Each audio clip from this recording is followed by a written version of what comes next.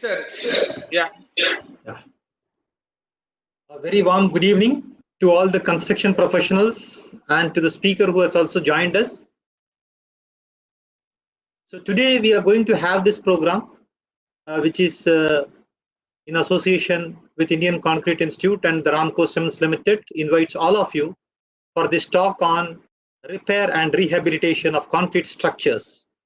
Today's speaker is Engineer P. Srinivasa Reddy, who is an engineer, management consultant, advocate, and arbitrator. So he's a multifaceted personality.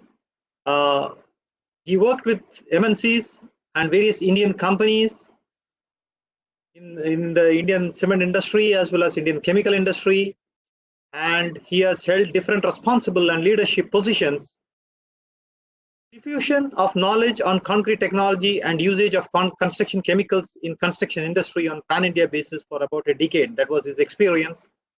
After starting corporate experience, he founded Mrs. Rehab Technologies. He has been CEO since its inception till 2010 and now associated as technical advisor. Engineer Reddy, successful entrepreneur, visionary engineer, a firm believer in small opportunities are often the beginning of great enterprises, and motivates youth to be entrepreneurs who shape economic destiny of nation by creating wealth and employment, offering products and services, and generating taxes for the government. So that's a speaker for the day. So before going off to the speaker, let me also introduce the various initiatives Ramco Cements has been taking in the recent past. So as all of you would be aware that we have been going in for customizing products based on application. Now what we are doing is that we are trying to understand the concrete requirements based on what is the slump requirement, what is the compressive strength, and based on that we are specifying the type of cement. So that is one thing that we have been doing, and that has been made possible because of the research and development that we have invested over the years. We have the Ramco Research and Development Center at Chennai, where various on cement and concrete is being done on a regular basis. Now, when you think about research, please understand that it is not just a pure research. We are looking at the practical aspects of concrete. So we have a good collaboration with various kinds of construction companies, various kinds of concreting works, ranging from the individual house builder to the large construction company, be it Larsen & Toubro or ITD Cementation Company. So we get various concrete mixes and we do trials at our R&D lab, and we offer services in terms of optimizing the concrete mix and suitably advising the construction professionals on how to make good concrete, because that is what at the end of it matters a lot, because our customers should be able to make good concrete. So that's what we have been doing over the years. So our research and development wing, RRDC, which is also an NABL accredited laboratory, has been helping us to fulfill this objective. And there has been number of visits also to our R&D center and number of knowledge exchange. So based on this interaction with the construction professionals, R&D, and our manufacturing team, we have been able to have 12 different types of products based on various concrete applications. We have the Ramco Superfast, which is meant for precast applications. We have the OPC 53 grade infra for concrete with longer slump retention time. We have the blended cements, Portland Pozzolana cement and Portland slag cement. Within Portland Pozzolana cement, we have 4 brands, and within Portland slag cements, we have 2 brands. Ordinary Portland cement, we have 4 brands, and PPC and SRC. So that makes it a total of 12 brands of cement, and that is how we have been able to customize cement based on applications. So that is all about the Ramco Cements Limited, and we have good collaboration with the Association of Consulting Civil Engineers, Indian Concrete Institute, Institution of Engineers. So we have been working with various professional bodies to ensure that the construction professionals are being made aware of the various aspects of concrete as well as construction. We had this series of webinars which started during the lockdown, and today's webinar is the 21st webinar that we are having. We had webinars on various topics ranging from smart cities to blended cements to impact of COVID on construction, a panel discussion. Then we had a panel discussion on ready-mix concrete. We had a number of talks on concrete mix designs, concrete mix proportioning, to name some of them. So we had number of webinars and the future webinars. Tomorrow also we are having a webinar at 10 a.m. By Professor Rao, who would also be talking about the various aspects of housing complexes for COVID, this thing and all that. So he would be talking more about that. And then from 14th onwards, we are also organizing a virtual conference in association with Association of Consulting Civil Engineers, Mysore Center, the Indian Geotechnical Society, and we would be having a series of 4 lectures starting from 14th May to 17th May, which would cover various aspects of soil, foundation engineering, and various types of foundation, be it raft, pile foundation, and all that. So we would be having a galaxy of expert speakers who would be talking about various aspects of geotechnical engineering. So that is the kind of this thing that we would be having, and I'm sure that our MES engineers, our technical services engineers who are located at various places, I would be happy to share the link with you. Please look out for more webinars. We have webinar every day. In fact, till May end, we would be scheduling a webinar every day. So that's the kind of commitment that we are having towards the construction professionals, because at the end of it, knowledge sharing is very important. So let me just invite the speaker of the day, Engineer Srinivas Reddy. As I was telling, he is a multifaceted personality, an engineer, arbitrator, consultant. Welcome you, sir, for enlightening the construction professionals of various aspects of your experiences, which is very important, because that is very rare. Because when you share your experiences with all the construction professionals, I'm sure that many of them will get very bright ideas, because the topic in which you are going to talk about, the repair and rehabilitation, is itself a niche topic, which you were mentioning the other day, and a topic which requires a high degree of technical expertise, patience, and professionalism. So with those few words, I welcome the speaker of the day, Engineer Srinivas Reddy from Hyderabad. Welcome you, sir. Over to you, sir. You can start off with your presentation. Thank you for accepting our invitation, sir.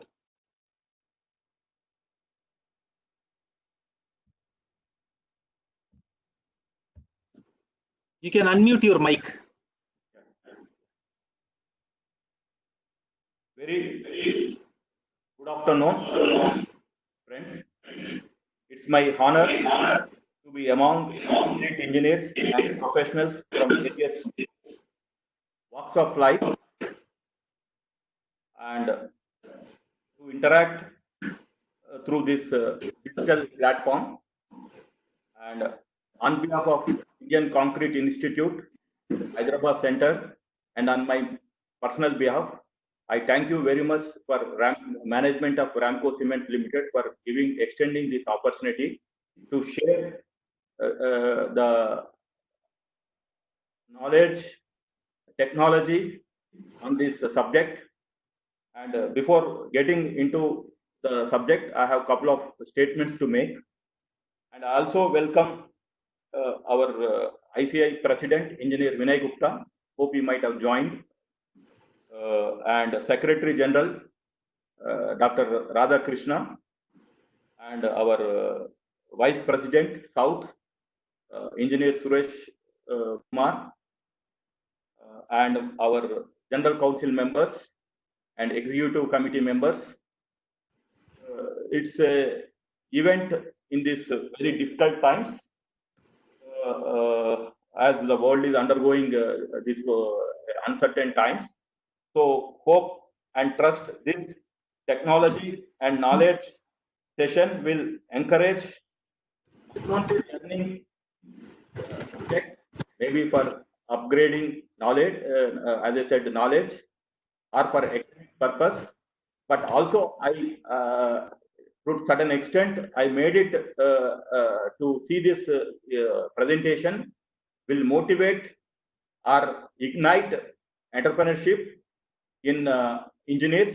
So that is also one of the key objective of it, because the reason was because I was been interacting with several policy makers and political leadership in both state and center. So what they were talking is as professionals, we need to, indeed, these are difficult and troubled times. As it was been reported by various research-based findings. Layoff is a reality, and it is evident out of work brings untold sufferings and further problems in financially and also family and relationship, matrimonial relations too. So what we have to do is, in this time, it is imperative that to overcome this human tragedy caused by current pandemic is ultimately in individuals' willpower. One is, again, I'm repeating, to overcome through willpower, developing necessary skills. So this is where I think thanks to Ramco Cements, they took an initiative. I think they are running 21st or 22nd webinar. So it is in this time, industry is giving back by taking care of the construction professionals, by enhancing their skills, so that tomorrow, if there is any adverse effect happens to our construction industry, we have to readjust ourselves with this newly learned knowledge and skills. Because otherwise, what happens is we may end only in situation like fear of uncertainty, like living in a situation of unknown for a prolonged period, that will result in serious consequences for professionals like civil engineers also, leading to anger, depression, and eccentric patterns. So to overcome such dangerous scenario and the fallout of economic consequences due to the corona, this virus or COVID, what we call COVID-19, the professionals need to rethink about alternatives. So if somebody is starting a career, a fresh engineering graduate, he has to look forward not only for traditional conventional careers, but also unexplored careers, unconventional careers in civil engineering. And if somebody has already in the middle of the corporate career, if there is because of this COVID-19, if there are any stumbles, blocks, so there is nothing wrong. He can do, if he has an appetite, he can change from corporate career to explore what you call the startups or new initiatives. And I think that today construction may come down, but repair, rehabilitation, emergency repairs, strengthening of structures, that is an ongoing profession. So I have in next 1 hour or so, I'll be dealing insights into this repair and rehabilitation, and also some emerging opportunities in this area if somebody is interested into entrepreneurship. I think with this, here I would like to state a quotation by Einstein. What Einstein said is, you cannot solve interactable problem with the same thinking that produced the problem. So friends, why I have taken this quotation is that in civil engineering, essentially, there are two challenges. One is design and building durable structures. That is the one role of a civil engineer. By any reason, if there is a deficiency because of this fundamental first stage of our profession, then there another challenge will be maintenance and repair of structures. So if somebody has created a problem, as Einstein has said, he may not have that same solution with him. So Locke is with him, he is with the second person who is having that competency in that specialized field of maintenance and repair. So to perform these challenges, civil engineers needs competency to undergo. What is that they have to undergo? Fundamental issues or one is condition of the environment, wherever we are, the structure is. Second is the shape of the economy. These are the larger issues, and I am talking at a macro level, not at a micro level. And third is the phase of human development. So if you take again these three issues into consideration, environment, economy, and human development, entire world, we got to stand still. Now, it is not only our political leadership and policy makers, as engineers, that to be builders of the nation, and I take pride that I restore the nation infrastructure.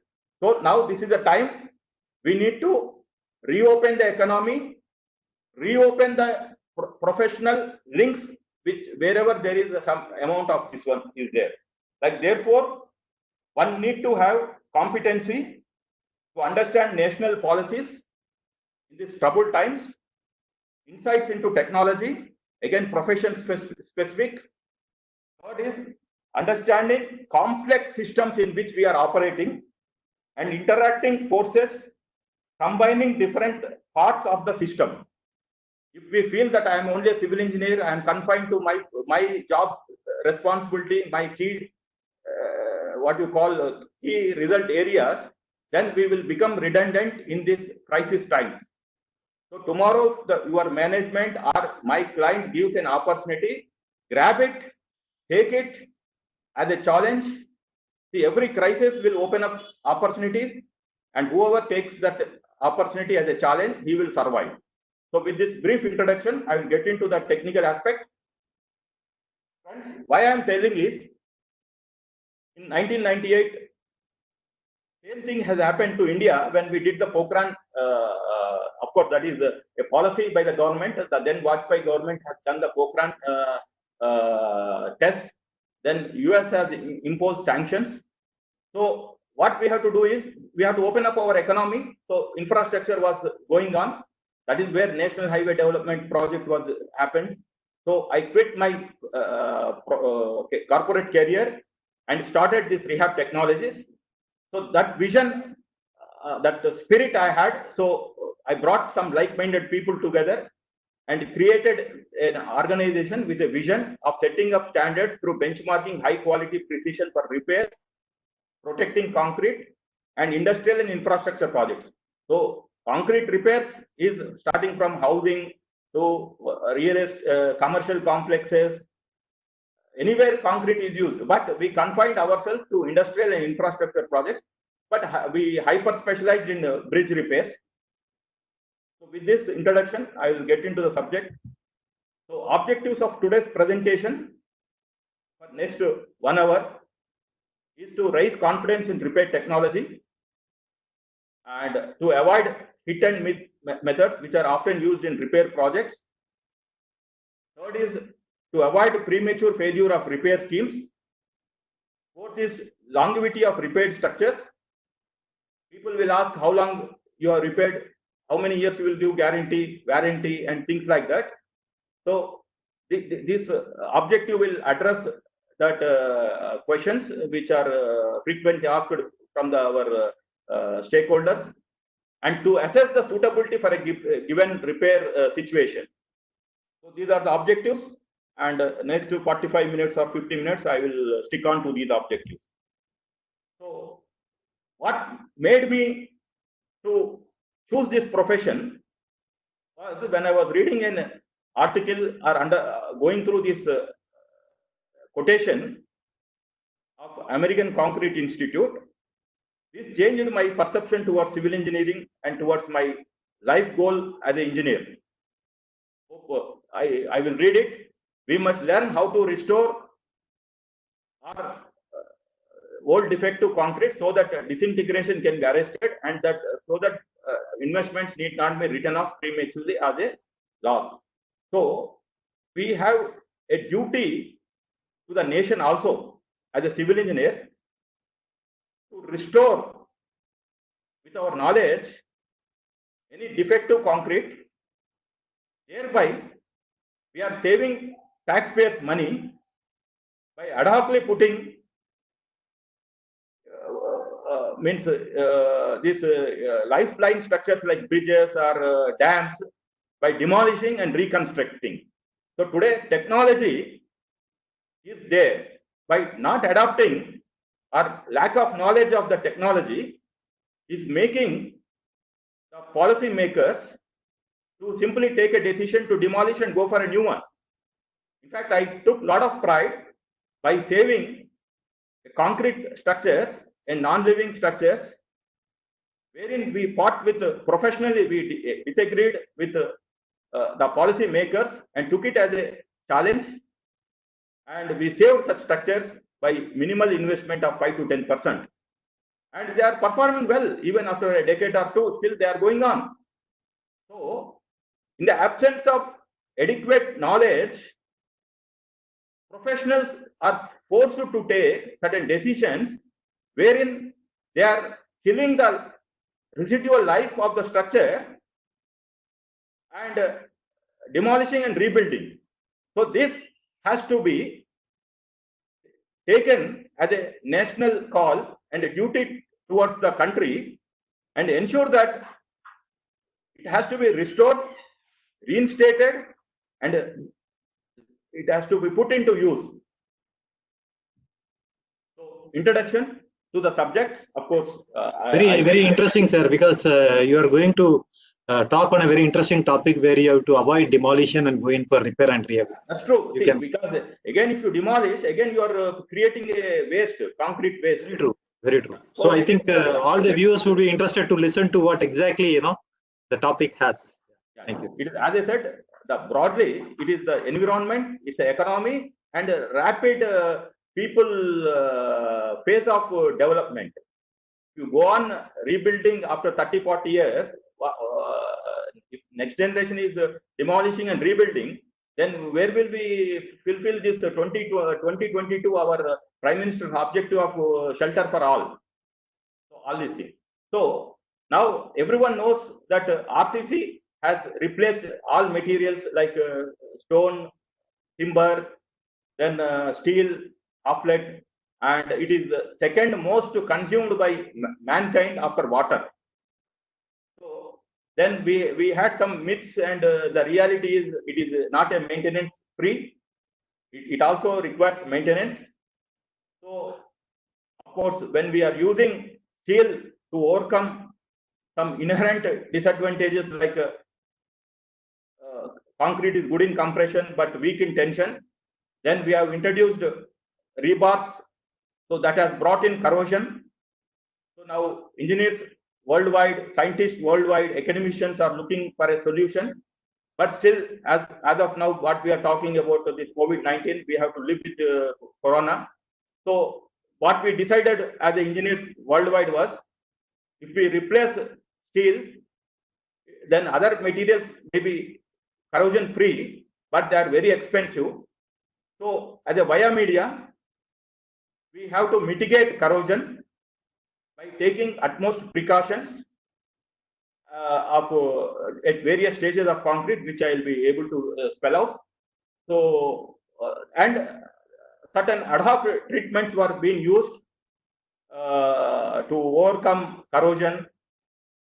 Those are proven worthless, ineffective. Then often we treat symptoms rather than the cause of the problem. The cause of the problem, if you want to arrest the problem, then you have to do a proper diagnosis. Then these are certain photographs which we come across day in and day out when we go to any public building or a hostel or some in our own complexes, residential or commercial complexes or office areas. So certain photographs, because I believe one picture is equivalent to 1,000 words. So this is rising dampness. This is poor terrace slab maintenance. Then, so certain things, repair and rehabilitation is, one is in the new structures it will happen. Second is design deficiencies. There are other things are also there. And over a period of time, the structure calls for attention because of certain symptoms. So what the scientific or systematic approach is, again six steps, very simply, 6 steps. One is you recognize the problem. Second is understand the mechanism of deterioration of concrete. Third is do the diagnosis as necessary, like a human body. Fourth is selection of right material. Fifth is repair, do the repair, that is surgery. Sixth is the protection, not only to the repaired part, that is that reinforced concrete element or that particular portion of the entire structure, maybe a building or an industrial structure or a bridge or a dam, but once it is there, you need to, depending upon the location and type of the structure, you have to give a protective coating. So what you call it the protection, maybe in the form of a coating or some screed or whatever it is, depending upon, that is where I will be taking into the next level of the discussion. So ultimately, a protection has to be given after the repair. So these 6 steps, if you follow, the longevity of the repaired structure is ensured both theoretically, practically, and on paper. So first step is that there are some symptoms are there, which I will be showing in the slide. So again, the holistic approach is prognosis, that is diagnosis, what we call non-destructive test, marginally destructive test, partially destructive test, and even destructive test also, depending upon it. So popularly we call all these put together as non-destructive test, but there are marginal destructive tests are there, partial destructive tests are there, and destruction test is also there. Then design the repair methodology, what is you are going to do. Then material science is another specialization. As I was saying, you should have in a complex project, each nut and bolt is essential. It is not that the entire chain will break. The weakest link will break, then the strongest chain will become useless in the entire system. So here, every 7-8 aspects are very, very essential. If there is any compromise on knowledge levels or know-how, then our repair project is bound to fail. So, like this, material sciences is very key. Then you should have a fair knowledge on the specifications of the materials, what we are going to use. Then quality control mechanism in terms of evaluation of the materials and assessment of the materials to a given situation. Then even equipment selection, the graniting machine, grouting machines, or sprayers, things like that. There are different types of equipment, tools, tackles are there. Then skilled manpower, starting from person who is handling the equipment or who is doing the surface preparation, mixing of materials. So a construction worker may or may not fit for repair and rehabilitation, may or may not. So he has to be given training to tune him to the concrete repair project. So that training can be given at site in a couple of days. Later on, he can be supervised till a fortnight. Then he can take on the work on his own. So that's a skilled manpower is essential, and they are highly paid. They are in more demand. Then execution, of course, again planning, then procurement, then day-to-day operations as per the blueprint of the project blueprint till finishing and handing over and taking a defective liability certificate. They are all part and parcel of the execution plan. Then coming to our 6-step thing, the problems. See, wherever a person like me, even somebody invites me for a group pravesham, so I don't know, it is my professional or occupational bias. Immediately I will see the entire, after having that puja and other things, taking the prasadam. While having foot, immediately I'll see how is this building, any cracks are there or something like that. So if I invariably go to a courtroom also as an advocate, I will see how many year old building is this, and either spalling hai, corrosion hai, all these things. So like that we should have today we are talking about thermal checking and screening like that. So whenever you go to a old building, nothing wrong in it looking suspiciously. It is our civil engineers basic right. It is not that we only do the design construction and do the academic teaching and other things. After liberalization, new professions have come in, and cement industry, this chemical industry, construction chemical industry, waterproofing industry, repair rehabilitation. These are all sunrise sectors within civil engineering. So these problems, if you recognize, then I will simplify, not going into academic discussion or theory behind it, the physics or chemistry behind it, because I believe as a technologist in implementing the engineering aspects. My other professionals who are scientists, they will look into the academic part, but the theory should be converted into knowledge, knowledge should be converted into technology, technology should be easy. I will give you in the packet what is the meaning of technology also, what I understand as a postgraduate, an MBA in technology management. That is my last slide, so that I will conclude it at that point of time, what is technology. So coming here is to simplify, the causes are in two steps, categories into two. One is attack on concrete, and second is because of corrosion of the steel. And what is this attack on concrete is again into two types. One is physical attack and chemical attack. Physical attack, as I said in the very beginning of my opening remarks, environment. Understand the environment and the havoc it plays on the humans as well as on the non-living structures like concrete.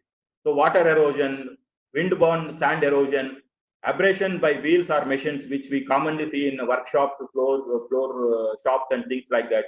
Impact damage, then overloading of bridges, overloading of water tanks, hydraulic tanks, things, irrigation structures like that. Then some are man-made natural calamities like fire, earthquake, cyclones. Then freezing and thawing, that is mainly in Western countries like that. Then some chemical attack again on concrete is mainly in chemical and fertilizer, paper and pulp industries, bulk drugs, pharmaceutical industries, like because of the these chemical spillages. Then attack of sulfides due to groundwater, alkali aggregate, this reaction is there. So in fact, Hirakud Dam that is facing a problem. So on very frequently they do the grouting for those cracks developed because of this alkali silica reaction. So certain times there are some solutions like cement. We have developed sulfate resistant cement. So some chemicals are there to overcome these chemical spillages like that. So then coming to the mechanisms of corrosion, friends, we as a practicing engineer, we need not get into the chemistry of the corrosion, but only two terms if we recognize, then we can excel in the profession. That is carbonation and chloride. These two terms are very valuable. One is carbonation and chloride. So how to recognize what is corrosion made out of carbonation? I will show you through pictures, and the chloride attack also. So this picture shows the structure is more vulnerable if you ask a layman, a non-engineer, because it has undergone carbonation. There is a uniform spalling of concrete. The cover concrete is being thrown out of, disintegrated, and it is thrown out of the structure. But it happens over a period of time, no, sir, carbonation? It happens over a period of time, and there are, again, aggravating factors are also there. Fortunately, in a fresh concrete, when you put a steel, in a pH of 12.5 to 13.5 is the normal healthy concrete. When you make a healthy the fresh concrete, Correct. then you put a steel like this, then there is a passivative layer. Nature, chemistry has given such a self-made layer around it. But what happens because of the chemicals like carbon dioxide, where there is a this porosity in our concrete, then this carbonation will take place and this passivating layer will come down and the pH of the concrete slowly will gradually come down towards the neutral zone, and if it goes towards acidic also, if there are any acidic gases or fumes or chemical liquids penetrating this the concrete. So this is another picture where a structure looks like when it undergoes a chemical attack. But a layman thinks the previous structure is good and this structure is better. That is not good, unhealthy compared to this one. But it is vice versa. I will show you. Because this is an electrochemical reaction happens between anodes and cathodes. So there is a pitting corrosion. This is also called as a pitting corrosion. So these chloride ions will reduce the diameter of the bar like this. So we may think that compared to carbonation, a structure undergoing carbonation, this structure is better off by a layman. But the problem is the extent of damage inside is happening can be known only to a professional like a repair expert, a design concrete person who is having fair understanding. Here the collapse will be sudden and serious, and there may be, if you don't take precautions, then there may be loss of life apart from the damage to the structure and destruction to the other what you call there inside the valuable equipment in the building and the belongings. So there are other apart from. In fact, you had beautifully explained the attacks on concrete in physical and chemical, and within chemical itself, carbonation and chloride.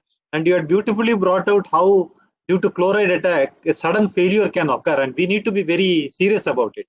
That's true. See, it's a very good point that you have shared, actually. Yes, as far as chloride attack, especially marine areas and all is concerned, I think one need to look into that. Yeah, see, because what people normally I encountered is, somebody says, sir, that carbonated structure, I thought that will collapse first, but this chloride attack has fallen. We don't know what is chloride, what is, he thinks the one which is uniformly there, that it is more susceptible to fall rather than this one. Correct. Very nicely brought. It is not the ice, it is the knowledge which will drive us. It is not the ice. Exactly. Ice is only, again I am using a word called witness. Yeah. Ice will witness, but that witness may be good or bad, we don't know. We don't know. Correct. Yeah. True. So ultimately the technical expertise will make a to take a proper judgmental call, an engineering judgmental call. So apart from these basic things like abuse on concrete as well as the corrosion of steel, if there are any compromises during workmanship, also that also leads to some sort of aggravating these two mechanisms. So that is the reason I think cement industry is, or our ICI Indian Concrete Institute is promoting this type of good construction practices, all these things, so that these things can be avoided. So ultimately here it is a mixed design, then again placement of the steel, then inadequate supervision. So that is what we are emphasizing, entire industry is emphasizing. It is the, here it is not the knowledge, it is not the skills, it is not the talent, it is the attitude of a supervisor to see that the drawing is properly implemented, the bar bending schedule is properly kept there. So the supervision will be done by junior, I cannot say junior, senior, but freshers who come into the profession. Very rarely seniors will undergo or they will do a technical check to the tune of 5%, 10% as per the protocols. So then comes is the inadequate concrete vibration. I think now people are trying to overcome this vibration, and they have taken I think some sort of an emission mode basis. By next couple of years, they want to see vibratorless sites and things like that. So thanks to the commitment by academicians, practitioners, and the industry collaborating to see that self-compacting concrete or is viscosity issues and all these things can be brought in, and less external energy is there, and these type of needle vibrators or these things can be avoided. So, and another thing is poor curing techniques, things like that. So this picture will show at various stages what are the possibilities and errors can be there because of either when we are doing mechanizingly or through manually or whatever it is, but there is some element of errors can happen in this mixing, batching, then transportation, placing, compacting, finishing, curing. So every stage is very important. Then certain other aggravating factors, as I was talking about environment, hot and humid conditions, coastal environment, containment ground conditions, contaminated, polluted ground conditions, then atmospheric pollution, elevated temperatures, heavy waterfall, wet and dry cyclings. So these are some of the factors wherein the rate of corrosion or the damage, decay of the structures, the concrete structure will happen. Then this is the life of a structure. So typically, the moment we add cement and other ingredients to make a concrete, then onwards there is a since these materials from fluid state to hardened state itself, certain mechanisms are there, like mass transportation, heat of hydration is there. Then there is some microstructure formation is there. That is where the water will evaporate. Concrete core crux of the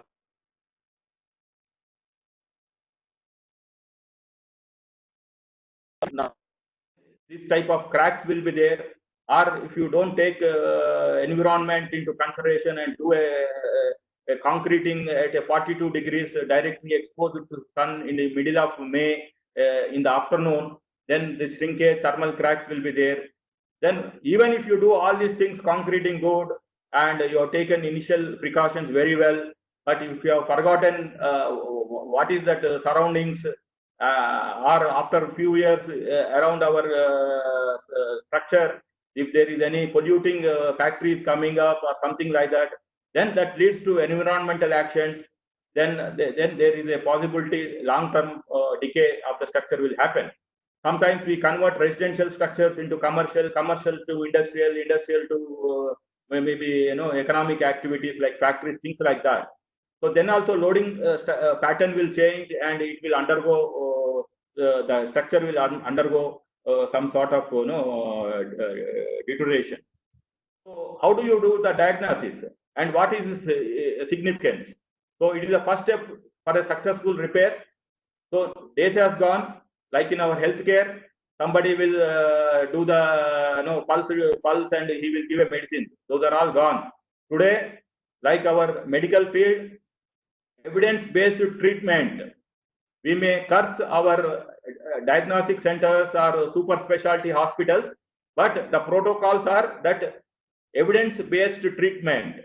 So in our civil engineering also, when I entered the profession about 2 decades back, there was no such protocols. But today, whatever we are saying, it should be recorded, documented by not our sixth sense or intrusion, but based on the data, the results available from the these non-destructive tests. So it is the data-driven decisions, not individual personality-driven judgments. So it's a structured program, need-based, and depending upon the suitability, we have to do the test techniques, select the test, then reliability of the equipment, its calibration, etc., etc. Then accurate analysis. Once you generate the data, afterwards the test results, then interpretation of it. I will show you through a flow chart. Then ultimately here it is the qualified, competent, and independent agency is a must. Here agency means who has that professional expertise. He can give end-to-end solution also, one-stop solution also. There is no problem. He can be a consultant, a repair consultant. He can do the execution. Afterwards, he can do the post-monitoring of the repair structure also. So end-to-end solutions are permitted.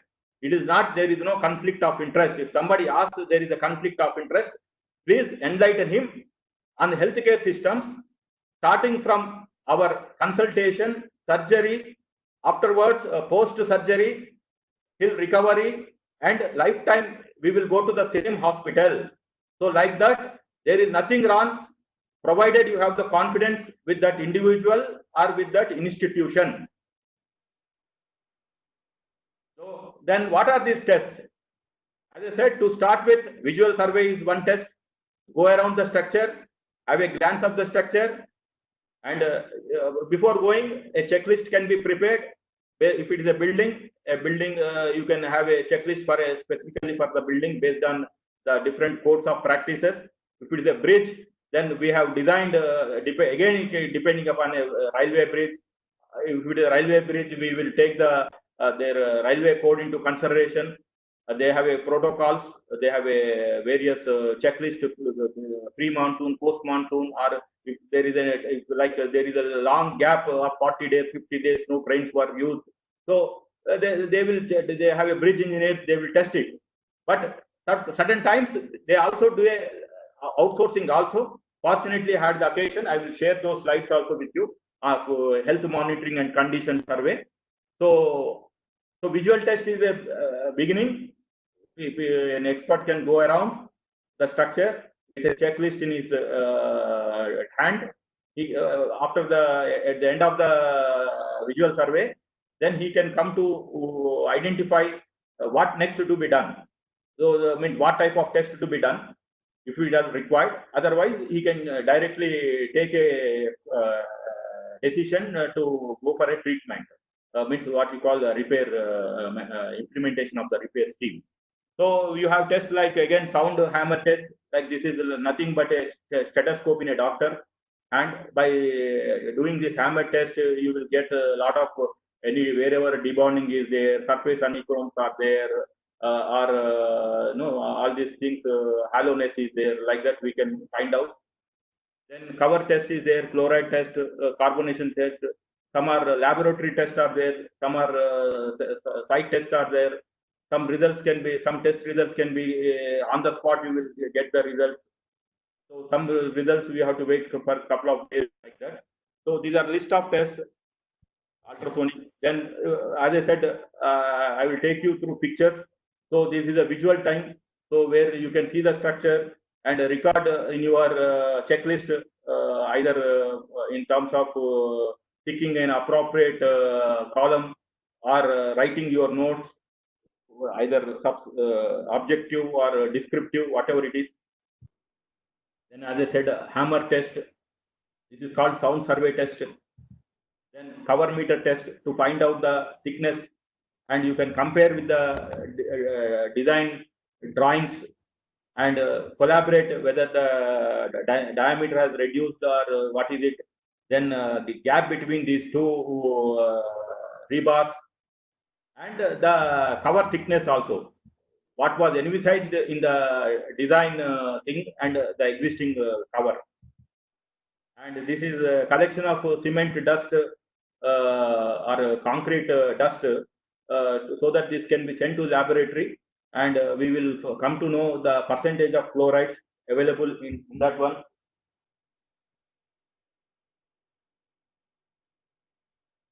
It's very interesting, sir, because you have been talking about how from visual test to more detailed test you can go. Yeah, yeah. That is So, very nice. as I said, some of them results we need to wait till laboratory, sending the sample, collecting from the distress structure and sending it to laboratory and wait for the result. Or some are in situ test where you can, by eyes, you can find out. This is the carbonation and phenolphthalein test. What we do in our college days, we do it phenolphthalein test. So if it is a healthy concrete, it will be pink, and if it is a unhealthy concrete, it will be colorless. So here on the right side, this is a healthy concrete because it's full of pink, and the rebars wherever they are located, then they will not undergo the carbonation here. But whereas on the carbonated concrete, the rebars will undergo corrosion and there will be spalling of the cover concrete. And once you get these results from site and this laboratory, this is called health monitoring and condition survey. So once that health monitoring and condition survey is done, after the results are there, then, as I said, one is site observations is one record, NDT is another record, and a laboratory like the chemical test, the laboratory is another source where we will get results. So after these three things, more or less they are all on same footing. It is one is superior, one is subordinate, aisa nahi hai. So that is the reason each has its own weightage. Afterwards, parallelly, you go through the design records, loading records, then use your expertise, knowledge, experience, then you filter, means that is where you take a decision to do the interpretation. From there, you will go to the next level of doing the repair. So this is the second stage of diagnosis and interpretation of the results from various sources and accompanied by your expertise here. So here, whether it's the individual or institute, their expertise is more valuable here. And how you take the results is also equally important, having their own equipment, which is calibrated, skills of the person who will take that specimens, do the testing, etc., etc. Now, one important point that you have made is that no test is superior or inferior. All tests have their role, and we need to interpret it very carefully. Very important point, sir. Yes, yes. Now, repair, selection of repair material. So from here I will rush through because I think now we are going towards the, yeah. You have under 15 minutes, 15 to 20 minutes, you can take that note. Yeah. So here repair of material is very, very essential. So in broad, various factors like type of the structure, amount of deterioration, location of the distress within the structure, and temperature, relative humidity, wind, etc. Then situation of the structure, whether it's underwater, raising dampness, etc., etc. Because this is purely, this presentation is made based on my 30 years of industry experience. I don't think nowhere these are in so much intricacies are documented in this one. Because we have come across in selection of material how to go about it. So environmental conditions, then functional requirement, service conditions, that UV resistance is required, abrasion is required, then all these things. Then utmost important is again time and budget. If you have longer time to do the repair, your budget will be less. If your time is very short, then you have to have more budget. So we have done emergency repairs where we have used special materials which are almost 20 to 30 times expensive than normal concrete because of constraints of time. Like we have used micro concrete, we have used epoxy concretes. Then placement and application methods, availability of materials, men and then machinery, space and accessibility provisions. So like that, these are certain things which are guiding to select a material. And here again, as I said, construction chemicals are like pharmaceutical industry to healthcare. So here these chemicals, unless a repair agency is having good understanding of this repair material sciences, then he will be able to do justice to his project. And what are the materials, repair materials? It can be simple cement, concrete, water, then simple concrete, normal concrete, and normal concrete can be used along with required chemical and mineral admixtures. Curing compounds are also part and parcel of repair materials. Then you have non-string expanding additives, anti-washout additives, low viscous epoxy grouts, then rapid plugging materials, then additives for shotcreting, geneting to reduce the rebound loss and other things. Fibers, these are polypropylene fibers, glass fibers, steel fibers, carbon fibers, like that. Then bonding agents, which are epoxy, polymer, styrene, butadiene, rubber based, all these things. Then now comes is the pre-packed repair mortars, like our Maggi noodles. If you do it, then there is some element of human, what you call, some errors may step in. So today, if the projects, what we are talking about contactless, because of this virus scenario, if you want to eliminate errors, better you have this pre-packed factory made in automated plants, then bring it, just use it by putting water or any other liquid to be added, stir it properly, then use it. So these are also very complex in nature. In fact, certain times if you don't mix right amount of water, the performance of this repair materials, especially cementitious repair materials, there will be wide change in its characteristics. So other, as I said, then you have anti-corrosive primers, zinc primers, and epoxy coatings like that. Then protective coating, then sealants, that expansion joint sealant. Then wherever there is an this joints movement is there, there you can put these sealants. There are different variety of sealants are there. This polysulfide sealant, pitch polyurethane sealants are there. Then silicon sealants are there. Then another is retrofitting. You have wrapping of sheets and plates. Then again pre-packed motors. These are familiar. I think some industry friends are also there from because this invitation is extended to all my ex-colleagues and various stakeholders. So they are all familiar of these things. Then again evaluation, both at a laboratory, not only relying the company given reports, but if it is a big project in a national infrastructure project or a big like railways or some public sector unit, then you have to have your small setup of laboratory and acceptance. Then during repair, then after repair, certain tests can be done. Then there are quality tests, indirect tests are there.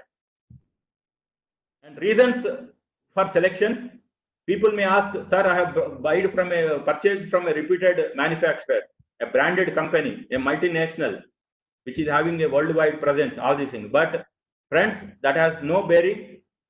Ultimately, these are all proprietary concrete materials, and most of them keep their trade name constant, but extensively reformulate for various reasons. One is to improve the product or reduce the cost or whatever it is. So ultimately, it is our responsibility for selection based on certain criteria. Then comes is what are the popular repair techniques. It starts with filling the voids and honeycombs. You have a cement slurry grouting. With the structural cracks, low viscous epoxy injection. With the cover concrete repairs, you have a PMC, polymer modified mortar patch repairs. If it is severely damaged RC member, you can go for jacketing, encasement with micro concreting. And structural deficiency, you can do the strengthening by putting shear connectors, additional reinforcement, then increasing the dimensions of the what you call existing RCC column or a beam or something like that, and to do that, overcome this deficiency which is not envisaged earlier for the loads. So graniting, shotcreting is again a common technique in repair on a large scale. Then steel bonded technique, especially for flexural members like bottom of the beams or flexural members. Then reinforced fiber reinforced, this is for retrofitting, which is popularly now in large scales when if you want to convert remove a column and because of converting that into from a classroom to an auditorium or something like that, there you can use these retrofitting techniques. Then there are certain things which are rarely used, like stitching systems, like our cloth, we do the stitching of concrete. Then pre-packed aggregate, where you don't have that provision of putting the shutters and things like that. So these are all a little bit architectural and where space is a constraint and things like that. Then external pre-stressing, sealing of crack, expansion joint repair, arresting leakages and seepages, then repairing curling slabs. This is common in floors and pavements like that. Then debonding of overlaps. We lay one after the other overlays over a period of time. It will debond. So then there are some techniques where instead of removing everything and going to the parent concrete, rather than that one, you can just insert some steel rods and see that the monolithicness is the bond what is been there, it can be again brought back, and see that this entire floor of the surface can be acted monolithically. And concrete repairs, there are essentially 4 or 5 activities to be done. One is cleaning of the surface. Second is marking the repair where to be done. Then third is break the concrete, which is loose concrete, and clean the steel surface. Then do the grid blasting to remove the corrosion. Then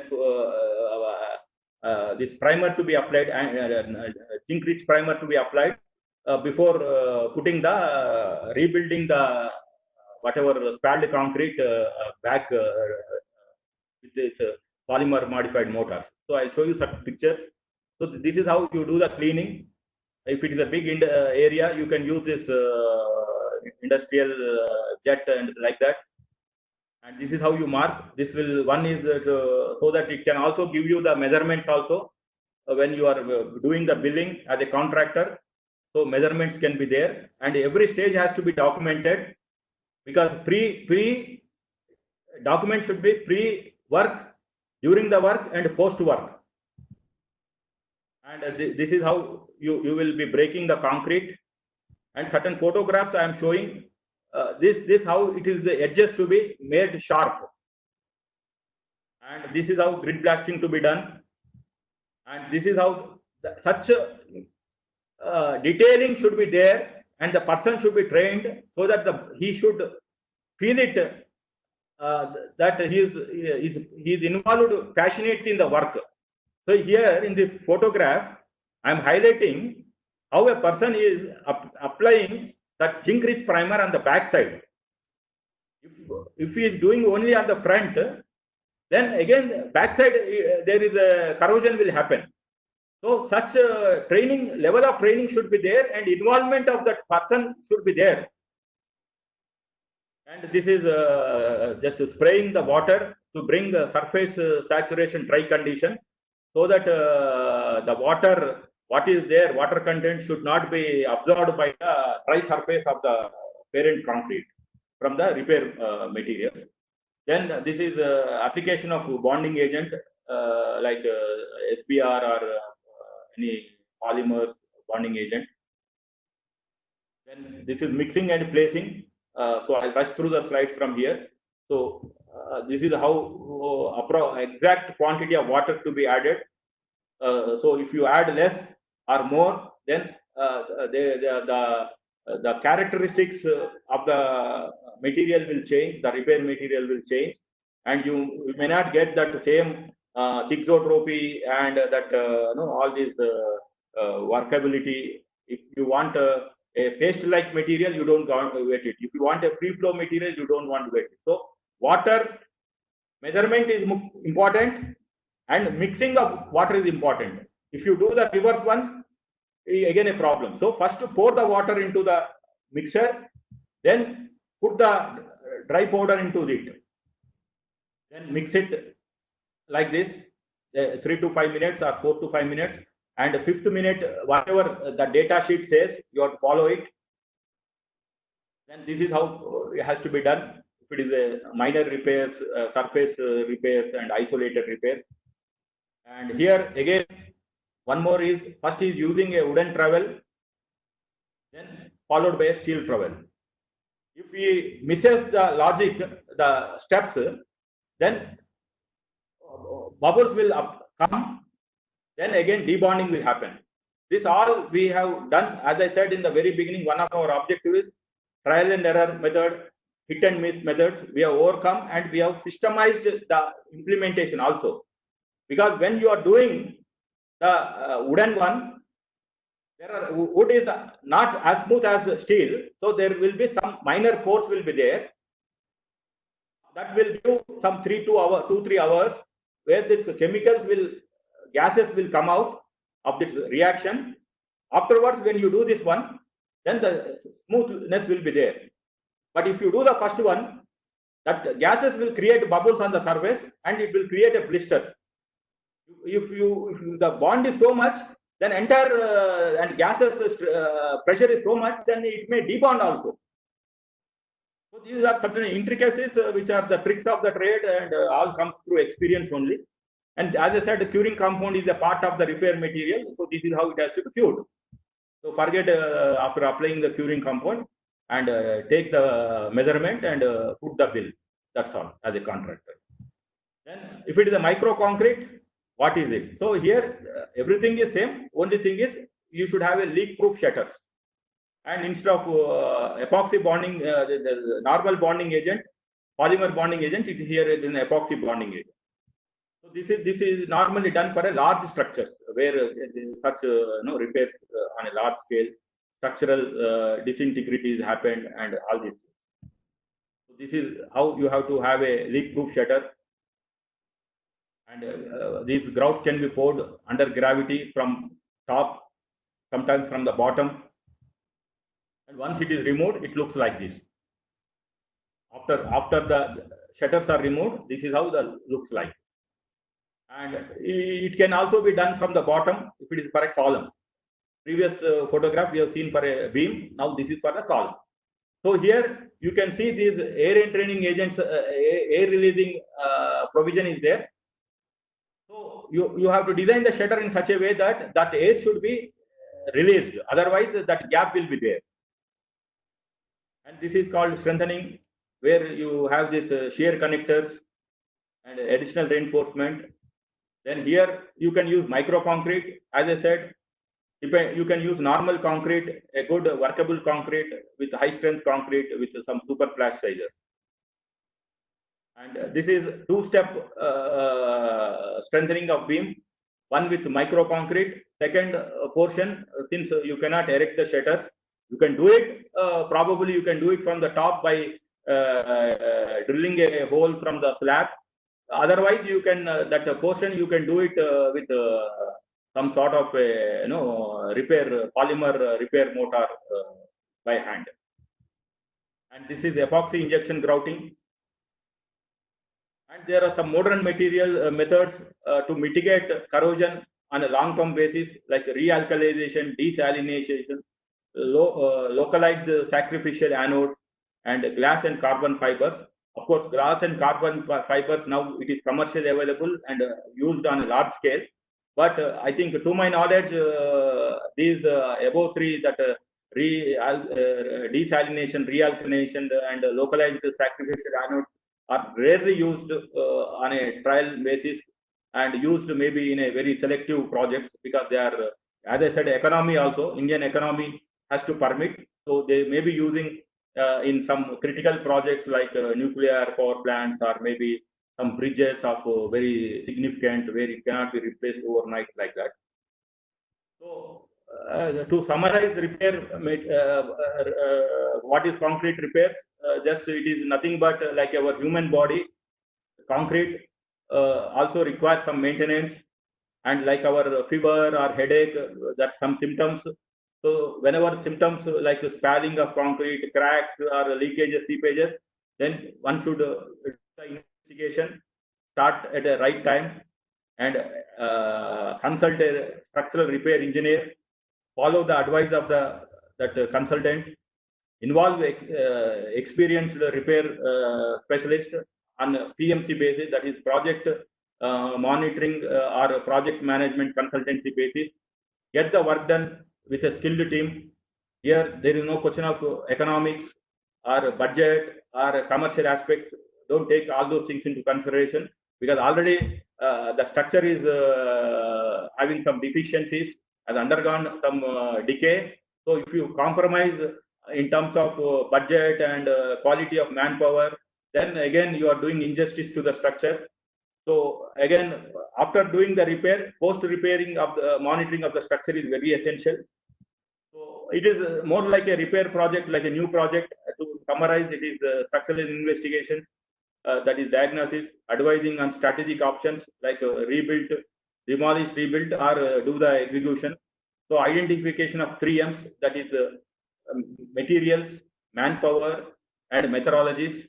Then tender management, selection, evaluation of repair materials, material procurement, then detailed project planning, working drawings preparation is also equally important.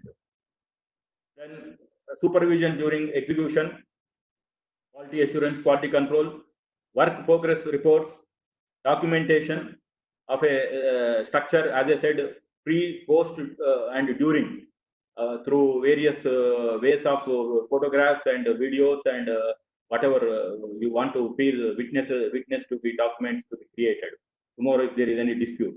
So testing efficacy of the repair done, then post repair. These are all part and parcel of project repair on a massive scale when you are doing with government or semi-government or quasi-government projects. So with this, I will come to the first part of my presentation. I will rush through the entrepreneurship. Meantime, I think you can put me some questions. It's a very interesting topic, sir. In fact, you had compared the concrete structure to a human body, and then you have gone in for diagnosis and all that. So I think you can take care of the second part of the presentation, so that we can have the questions together towards the end. So you can. So I will not elaborate much. I will just run through one. Perfect. Ultimately, here, just I thought it's an enjoyable entrepreneurship journey by an engineer, not only by me. There are a lot of people like me who are contemporaries. We don't compete on each other. We collaborate more because world is big and the market is big. So we are more so narrow-minded. So we collaborate and coordinate with each other. That's very interesting. Here, the objective is understanding uncertainties, mitigating risk, design concrete action plan is our professional maximum. So uncertainties to be understood properly, mitigate the risk, and here, since have a concrete action plan means a business plan. So here, engineer's language I am using as a concrete action plan. So I have chosen to be an expert or hyper expert in bridge repairs, because my father worked in R&B, roads and buildings. So I have a fascination towards bridges. So in 1999, 2000, 2001, so I specialized in bridge repairs, and we started this, as I said, in rehab technologies. So I'll take you through these photographs. These are all our rehab technology photographs taken from the projects of national highways and railways. So these are typical features, and even in the bridge repairs also, certain challenging works we have done. That is how all infra companies or national highways, railways wanted our services. In fact, one point of time you are overburdened, but no problem. God has given that stamina, strength to exercise the critical projects on time. So certain futures are like this. If you go through a bridge or a flyover or a urban infrastructure or over a valley, river, something like that, where bridges are constructed, and these are some of the futures what you see commonly. But this is where very rarely people entered into this profession of replacement of bearings. Replacement of bearings, replacement of expansion joints are rarely done in India. So which we have chosen that niche area that and created a uniqueness for us. So that is how I will show you these photographs. So this is how the condition of the bearings actually. If really a person of really sees this one, I don't think he will never dare to travel on these bridges again. So this is the condition. There is no bearing, there is no steel, only a chunk of rust is lying there. These are the condition of the bridges here. So here, this is a live example. Way back in 2003, 17 years back, our journey started by doing this bridge repair, in the sense purely replacement of bearings. So here, if you have knowledge, confidence, that is sufficient. Investment is very low. I will tell you in the next photograph. But we took up this challenge and we exercised it. We were successful. So here it is in Orissa, about between near Bhadrak, place called Bhadrak. Yeah. Okay. So here the thing is, trucks are going on day in and out. All the truck starts from Chennai. Your hometown Chennai, where you are sitting, has to reach to Kolkata. It has to cross through this bridge. But if you see this one, bottom, if you see closely, they have kept a wooden plank. The steel has gone. They have kept a wooden plank. The moment any truck is going, though it's a national highway, they are allowing one truck at a time by putting some restrictions. If the one truck is going from Chennai to Calcutta, then they are asking the traffic to stop from the other direction. Such coordination is going on, creating a huge bottlenecks on men and material movement in a country like ours. So as an engineer, we have to take this responsibility and do it. That is a challenge. So what we did, we took up this challenge, and this is how we started cleaning this, breaking out the concrete, and this is how the portion is. Now it is ready to receive the repair. Okay, but here you have to replace the existing bearing, which has become redundant, useless, with new bearing and new material, neoprene bearings, because these are outdated, and these are all as per the R&B department of Orissa government. But whereas when we are doing this repair, the ownership has changed from these bridges from R&B state authority to National Highway Authority. So the specifications has to be upgraded. So what we did, so you can see the people there, they're all men at work. Traffic is stopped, night 11 a.m. Traffic is stopped. 5 o'clock, 5 a.m. we have to hand over the project back to the collector of that district, so that the traffic will be allowed.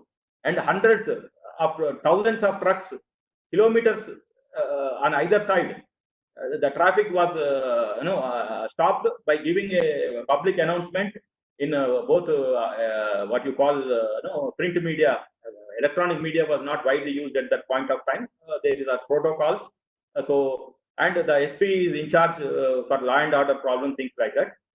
So I was there, and that is how once we are ready, when we are lifted this with these jacks, and after lifting, the existing bearings were removed, and this is how centralized connected machines through which jacks were operated. And now once the load of the dead load of the slab, deck slab is transferred onto the jacks, then immediately people should jump into it. Sequentially, this fellow is doing the removal of those existing nuts and bolts by doing this all gas cutting. And now, once that team is gone, his work is over. Next people, they are fixing this shutters to rebuild the damaged, what we have broken the concrete, chipped portions.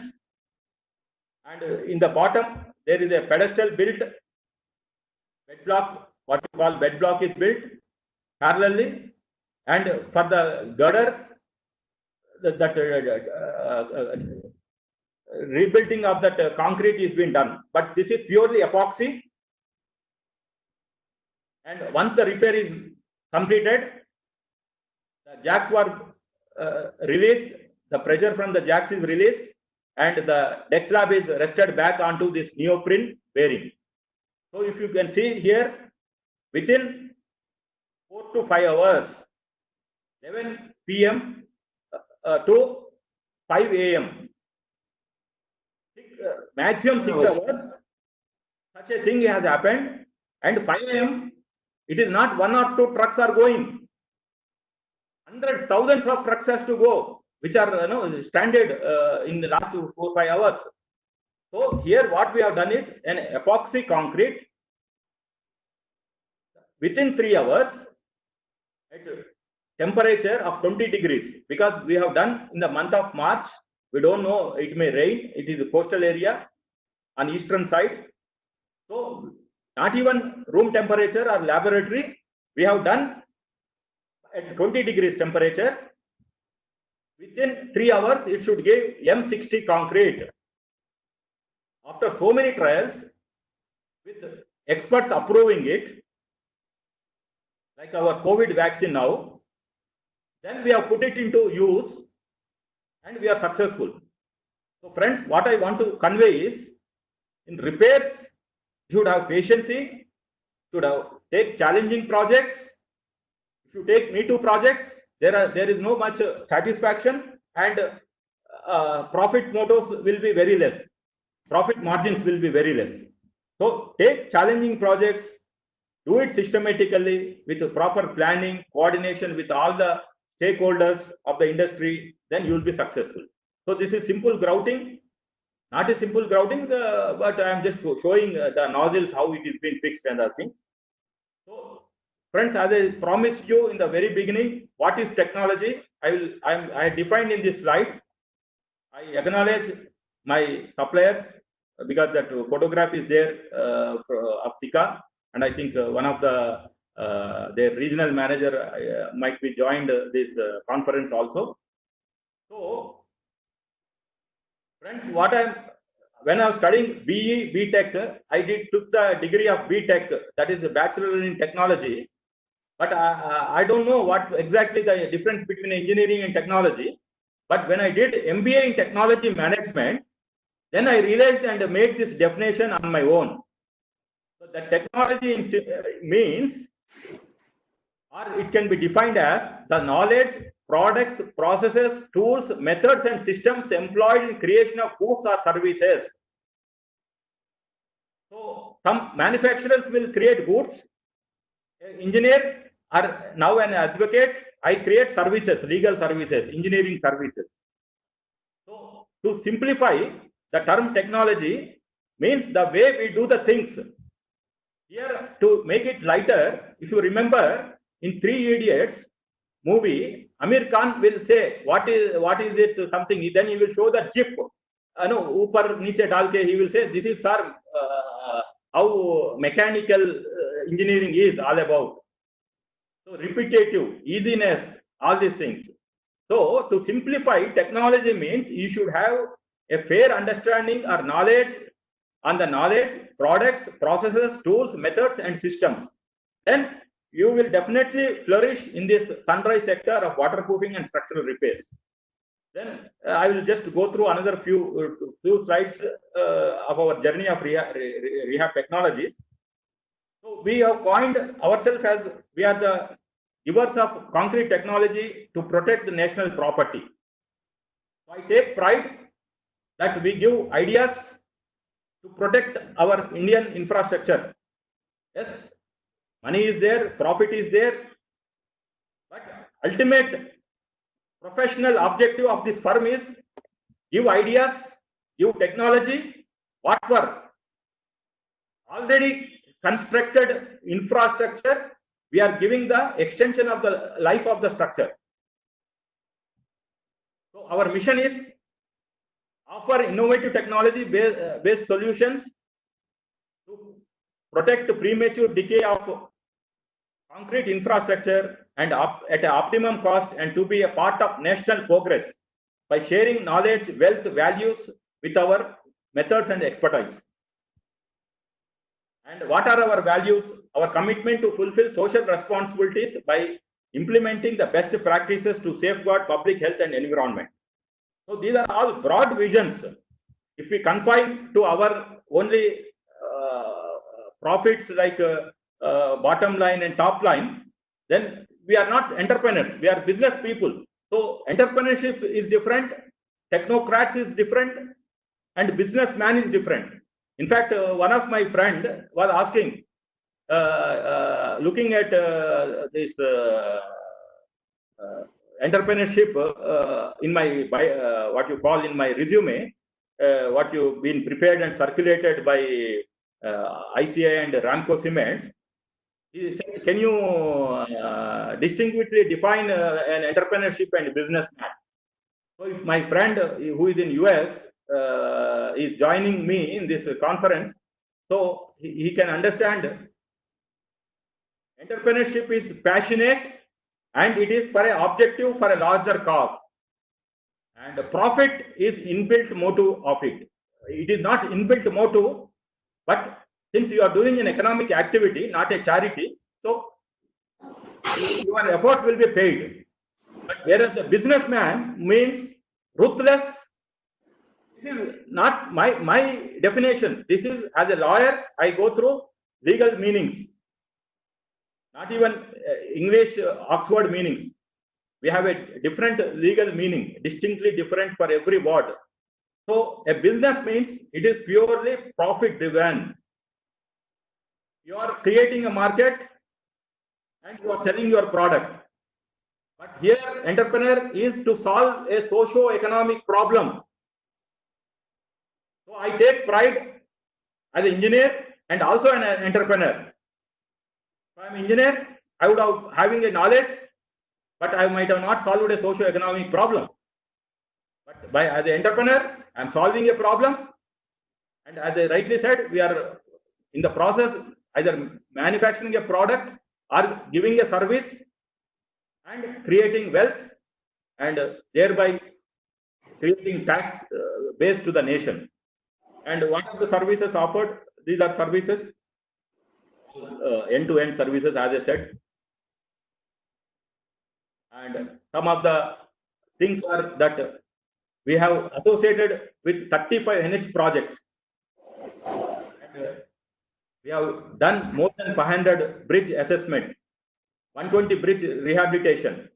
In railways, we have done 1500 bridges, health monitoring and condition survey. And many construction companies, large infrastructure companies, they have safely handed over critical projects to us by recognizing our talent, and we have jointly worked and they got rewards and bonus by authorities. Of course, some people, because of lack of professionalism in infrastructure companies, they delayed our payments. That is, of course, way of living. We have to live with the system. Inspiration for me is, one day I was thinking, imagine a world without currently existing bridges. The entire transportation of men and materials in general and mankind progress in particular will come to a grinding halt. Friends, this I visualized and started my organization in 2002 or something like that. But lockdown has brought our transportation system of men and materials together. One virus, one small micro virus which is not invisible to our naked eye. So this is the complexity of the world in which we are living. True. Yeah. So now what our credentials is consultancy, contract implementation, expert advisory services, technical activities, what we do by organizing seminars, workshops. Way back in 2005, we have organized a workshop in the name of this workshop we have done. So this is still is very contemporary. In 2005, I have done 15 years back. This is called Rehab Technology Summit on inspection, assessment, condition survey, repair and rehabilitation, retrofitting and protection of concrete, bridges and buildings. So such activities we do it in the interest of the country and to increase our knowledge base. And we have worked in 11 states, especially with the National Highways, Railways, British High Commission and various several prestigious concrete repair projects. And of course, these are all our clients and things like here some condition survey and health monitoring in various railway divisions, zones we have done. These are some work orders are there, so I'll just rush through it. And one or two I will emphasize. We worked with I think sir, we are running out of time because just I'll finish it. Okay. Yes, sir. Yeah. So these are this one. Then these are projects and yeah. So in 2003 itself, one single project we have built 50 lakhs. Within couple of years, one single project we have completed 5 crores. And so I'll rush through it.